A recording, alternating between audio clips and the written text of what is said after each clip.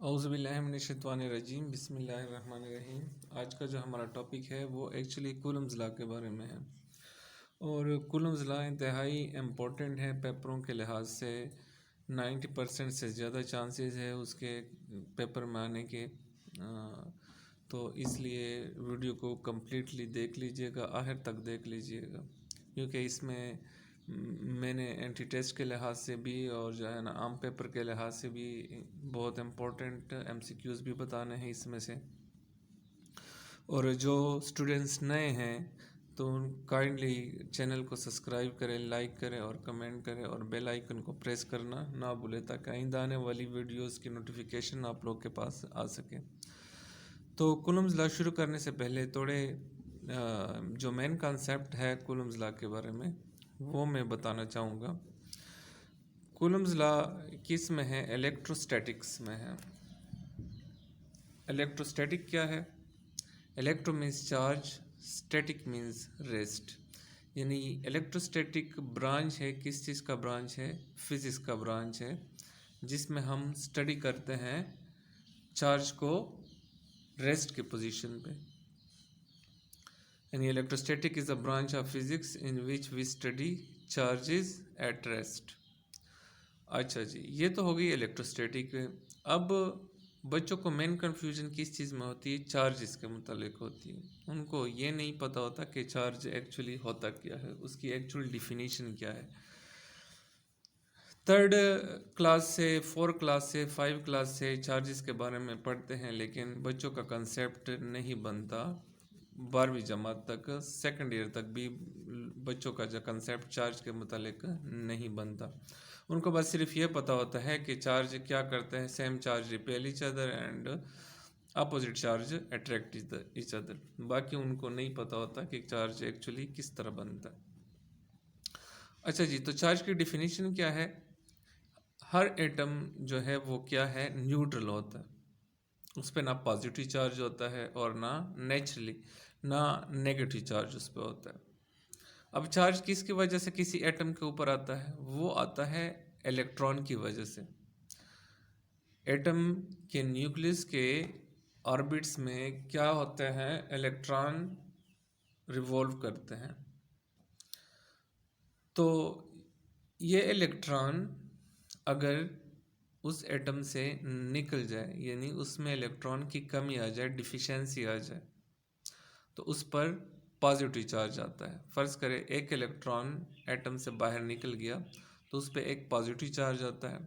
अगर 2 इलेक्ट्रॉन निकल गए किसी एटम से तो उस पर 2 पॉजिटिव चार्ज आता है। अगर इलेक्ट्रॉन किसी न्यूट्रल एटम में इंटर हो जाए तो उसमें उस पर नेगेटिव चार्ज आता है। मसलन अगर एक इलेक्ट्रॉन आ गया किसी एटम पे तो उस पर एक नेगेटिव चार्ज आता है। अगर 2 इलेक्ट्रॉन उसमें आ गए तो उस पर 2 नेगेटिव चार्ज आता है। अच्छा, होता क्या है? न्यूट्रल एटम में प्रोटॉन और इलेक्ट्रॉन की तादाद एक जैसी होती है। यानी आपको पता है कि प्रोटॉन पे पॉजिटिव चार्ज होती है और इलेक्ट्रॉन पे नेगेटिव चार्ज होती है। फ़र्ज़ करें प्रोटॉन भी 6 है और इलेक्ट्रॉन भी 6 है। अगर हम पॉजिटिव चार्ज की बात करें, अगर एक इलेक्ट्रॉन निकल जाए तो इलेक्ट्रॉन कितने रह जाते हैं? 5 रह जाते हैं, लेकिन प्रोटॉन की तादाद कितनी हो जाती है? 6। एक ज़्यादा हो जाती है, एक पॉजिटिव चार्ज ज़्यादा हो जाता है। तो इसकी वजह से उस पर 1 प्लस यानी पॉजिटिव चार्ज आता है। इस तरह अगर प्रोटॉन भी 6 है, इलेक्ट्रॉन भी 6 हैं, अगर उसमें एक इलेक्ट्रॉन इंटर हो जाए तो उसमें एक इलेक्ट्रॉन ज़्यादा हो जाता है, जिसकी वजह से उस पर एक नेगेटिव चार्ज आ जाता है। तो इस तरह ये चार्ज किसी एटम पे बनता है।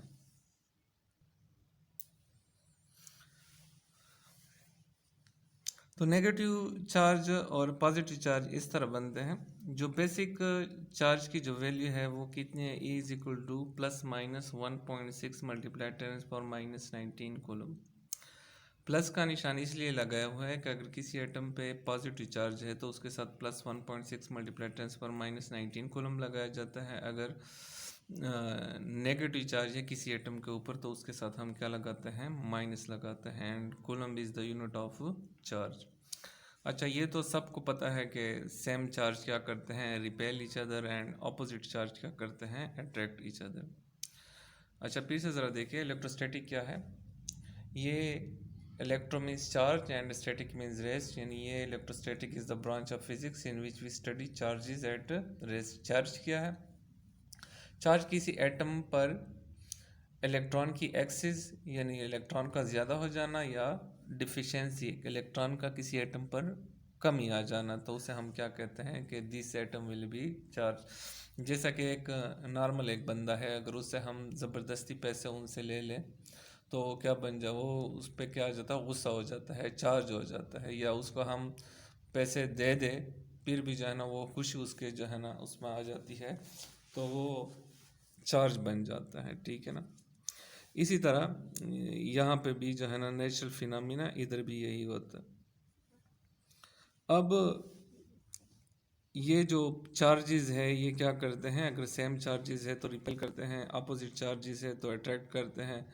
इस रिपल्शन और अट्रैक्शन को हम क्या कहते हैं, this is due to the force. ये रिपल्सिव फोर्स होता है और अट्रैक्टिव फोर्स होता है। दोनों को हम कंबाइनली क्या कहते हैं, इलेक्ट्रोस्टैटिक फोर्स इसे कहते हैं। अब इलेक्ट्रोस्टैटिक फोर्स का चार्ज के साथ क्या रिलेशन है, वो किसने बताया है, कुलम्स ने बताया हुआ है। यानी इलेक्ट्रोस्टैटिक फोर्स का चार्ज के साथ क्या रिलेशन है वो किसने बताया है, कुलम्स लॉ ने बताया हुआ है। अभी आते हैं कुलम्स लॉ की तरफ। तो कुलम्स लॉ क्या कहता है, कुलम्स लॉ स्टेट करता है, कुलम्स लॉ कहता है कि इलेक्ट्रोस्टैटिक फोर्स जो है वो इलेक्ट्रोस्टैटिक फोर्स डायरेक्टली प्रोपोर्शन है। किसका डायरेक्टली प्रोपोर्शन है, product of the charge. Product of the charge, ये Q1 है और ये क्या है, Q2 है। इन दोनों को का जो हासिल ज़रब होता है वो क्या होता है, इलेक्ट्रोस्टैटिक फोर्स के रास्त तनासब होता है। यानी force is directly proportion to the product of the two charges, and same electrostatic force is inversely proportion to the distance square of the distance between the two charges। यानी दो charges के दरमियान जितना ज़्यादा डिस्टेंस होगा उतना ही क्या होगा, फोर्स कम होगा। यानी फोर्स और distance between the two charges, ये क्या चीज़ है हमारे पास, ये इन्वर्स रिलेशन है। किस चीज़ के साथ, फोर्स के साथ। यानी फोर्स और डिस्टेंस का इन्वर्स रिलेशन है। एक चीज़ ज़्यादा होगी तो दूसरी क्या होती है, कम होती है। अगर डिस्टेंस को हम कम करें चार्जेस के दरमियान तो ये फोर्स भी क्या होता है, कम होता है। अच्छा जी, इन दोनों को अब हम क्या करते हैं, इन दोनों को हम कंबाइन करते हैं, और जब कंबाइन करते हैं तो F is proportional to Q1 Q2 divided by are square आ जाता है। प्रोपोर्शनलिटी को ख़त्म करने के लिए क्या लगाते हैं, K लगाते हैं। K क्या चीज़ है, K इज़ अ कांस्टेंट है, और K की वैल्यू क्या है, 1/4 पाई एप्सिलॉन नॉट है। और इन सब की जब वैल्यू लगा लेते हैं, 4 पाई की कीमत 3.14, एप्सिलॉन नॉट की कीमत लगा लेते हैं, तो इसको 1 को इन पे डिवाइड करके क्या हमारे पास रिजल्ट आता है, 9 × 10⁹ न्यूटन मीटर स्क्वायर पर कूलम स्क्वायर। ये है के की वैल्यू, या 1/4 पाई एप्सिलॉन नॉट की वैल्यू। के की जगह हम 1/4 पाई एप्सिलॉन नॉट भी लिख सकते हैं, Q1 Q2 divided by are square. इनको वेक्टर फॉर्म में हम कैसे लिखेंगे, F इज़ अ वेक्टर, तो F के ऊपर जो है ना हम वेक्टर का निशान लगाते हैं, 1/4 pi epsilon naught Q1 Q2 divided by are square, और इसके साथ यूनिट वेक्टर और लिख लेते हैं। तो ये है कूलम्स लॉ। तो कूलम्स लॉ को वंस अगेन देखिए। कूलम्स लॉ किस चीज़ के बारे में, रिलेशन के बारे में, किसके रिलेशन के बारे में, चार्जेस और इलेक्ट्रोस्टैटिक फोर्स के दरमियान रिलेशन को बताता है। और कूलम्स लॉ स्टेट करता है कि ये electrostatic force is directly proportion to the product of charges between them. यानी फोर्स क्या है,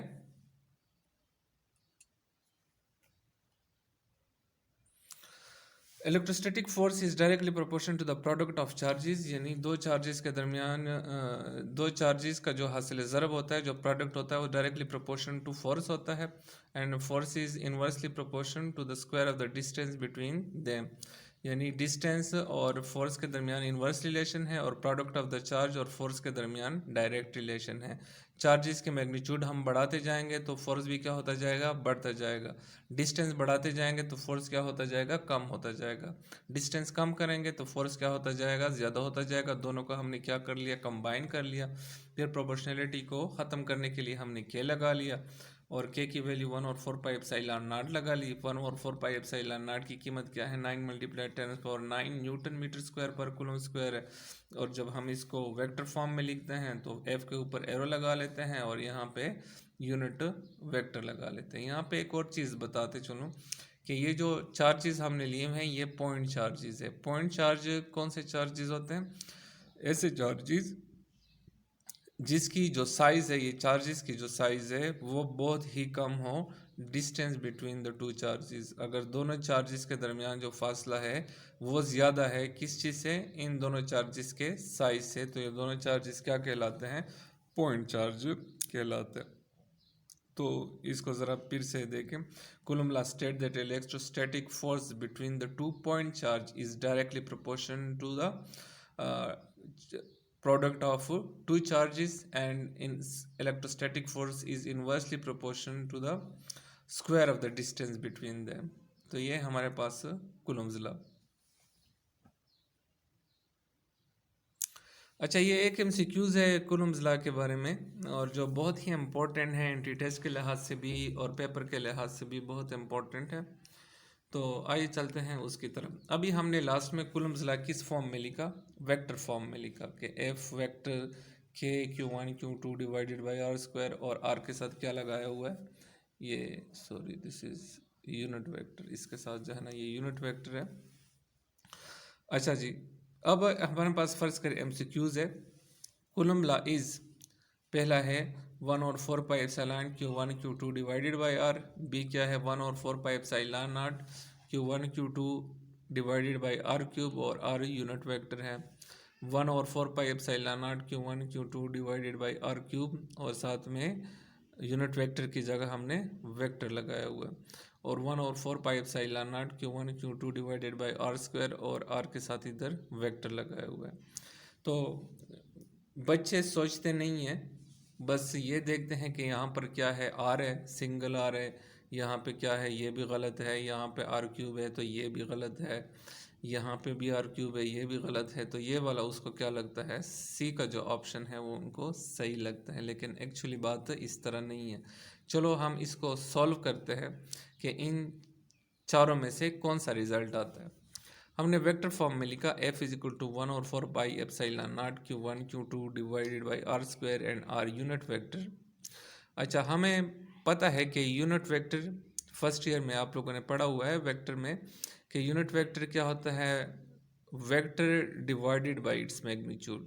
यानी ये इसका यूनिट वेक्टर का क्या है, फार्मूला है, वेक्टर कैप, यानी unit vector is equal to vector and magnitude of the same vector.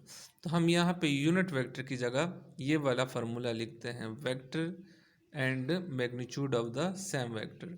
अब ये भी आर है, यहाँ पे आर स्क्वायर है, दोनों का बेस सेम है, इनके पावर क्या होते हैं, प्लस होते हैं मैथमेटिक्स के रूल के मुताबिक।